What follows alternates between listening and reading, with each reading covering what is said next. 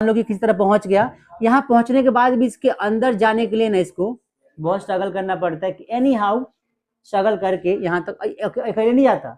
ऐसे कई सारे स्पर्म यहाँ तक पहुंचे होते हैं, कई सारे स्पर्म यहाँ तक पहुंचे होते हैं, कई सारे स्पर्म यहाँ तक पहुंचे होते हैं, कई सारे, ठीक है, कई सारे, और उसमें से कोई एक ही स्पर्म अंदर जा पाता है। ये अंदर आया, जीत गया भाई, ये तो जीत गया पूरा, यार तो जीत ही गया, ये जीत गया। अब यहाँ पे बेसिकली एक छोटा सा सेल डेवलप होगा।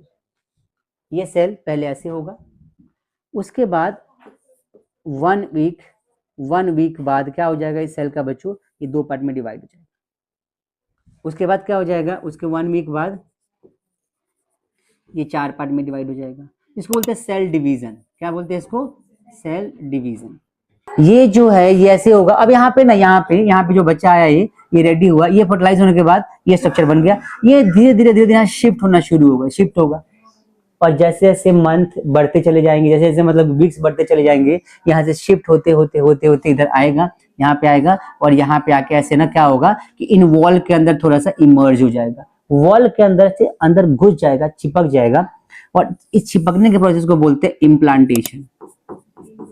इम्प्लांटेशन, और इम्प्लांटेशन जो होता है बच्चों, इसमें क्या होता है कि जो हमारा सेल है ये ऑलरेडी 4 से 8 पार्ट में डिवाइड हो चुका होता है, यहाँ तक पहुंच चुका होता है। इससे मतलब वॉल, जो वॉल है ना, जो वॉल है हमारी, इस वॉल में थोड़ा सा इम्प्लांट होगा, मतलब कि ठीक हो जाएगा, उसमें स्टिकी हो जाएगा। अब क्या होगा कि जब इसके बाद यूरिन यहाँ से बाहर निकलेगा ना, तो यूरिन ना इससे होता हुआ बाहर निकलेगा, और जब यूरिन इससे होता हुआ बाहर निकलेगा तो इस समय तक इसके अंदर एक एसिड प्रोड्यूस होता है जो कि यूरिन के साथ बाहर आएगा। तो उसके बाद हम क्या कर सकते हैं कि जो प्रेगनेंसी किट का चेक करते हैं ना कि अब प्रेग्नेंट है कि नहीं कोई लेडी, तो वो इस किट से जब चेक करते हैं तो उसमें 2 लाइनें आती है, तो पता चल जाता है कि ये प्रेग्नेंट है या नहीं है। वो लाइन किसकी वजह से आती है? लाइन बेसिकली एसिड की वजह से आती है जो यूरिन के साथ में निकलता है। बोला जाता है कि सबसे बेस्ट तरीका होता है कि आप इसको मॉर्निंग में चेक करो, फर्स्ट यूरिन के साथ में।